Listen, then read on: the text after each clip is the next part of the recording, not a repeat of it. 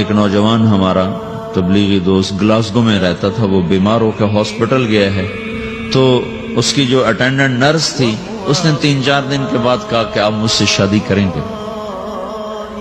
اس نے کہا میں مسلمان ہوں، تم کرسچن ہو؟ کہا میں مسلمان ہو جاؤں گی، اگر آپ شادی کرتے تو میں مسلمان ہوتا۔ اس نے کہا تم کس وجہ سے مجھے یہ پیشکش کر رہے ہو؟ وہ کہنے کہ میں 3 دن سے تمہیں دیکھ رہی ہوں تو کہ تم نے ایک دفعہ بھی نظر اٹھا کے مجھے نہیں دیکھا، میں نرس ہوں، میری زندگی یہاں گزری ہے، میں نے کوئی نوجوان ایسا نہیں دیکھا جو لڑکی کو دیکھ کے نظر جھکا لیتا ہو، میں پہلی دفعہ اپنی زندگی میں کسی کو دیکھ رہی ہوں کہ جب اس کے سامنے میں آتی ہوں تو اس کی نظر جھک جاتی ہے، تو مجھے یقین ہو گیا تیرے اندر سچائی ہے۔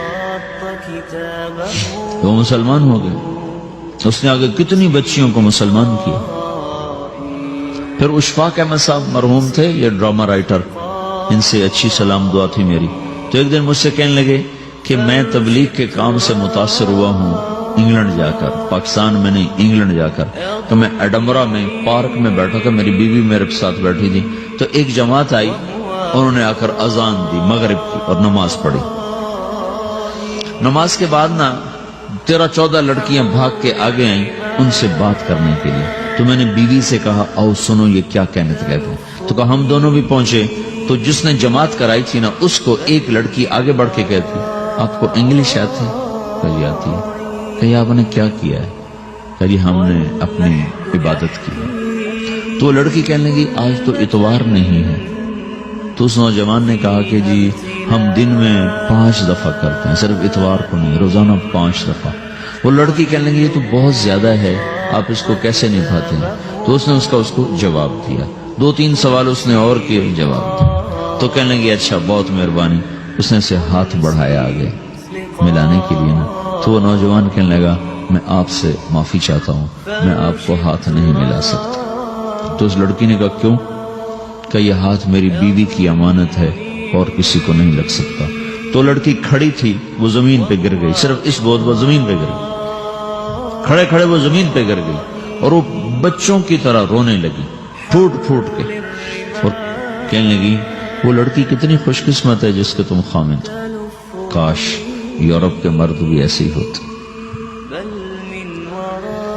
جس رب نے نفسیات بنائی ہے وہ اگر کوئی عورت کپڑے اتار دے تو اس کی نفسیات بدل جائے گی، چاہے وہ مغرب میں پیدا ہو چاہے وہ مشرق میں پیدا ہو۔ عورت کی نفسیاتی حیا ہے اور وفا ہے، کسی وفادار کی تلاش ہے، تو وہ اس کو پتہ بھی نہیں ہے کہ مشرق کا حیا کیا ہے، لیکن وہ اس کو اللہ نے عورت بنایا ہے، اس کے اندر کی وہ نہیں مر سکتی چیز۔ کاش یورپ کے مرد بھی ایسے ہوتے۔ اور آنسو پوچھتی ہوئی وہاں سے اٹھ کے چل دی۔ تو اشفاق صاحب مرحوم کہنے لگے میں نے اپنی بیوی سے کہا بانو آج وہ تبلیغ ہوئی ہے کہ لاکھوں کتابیں بھی چھپ جاتی، وہ کام نہ ہوتا جو یہ نوجوان اپنے عمل سے کر گئے۔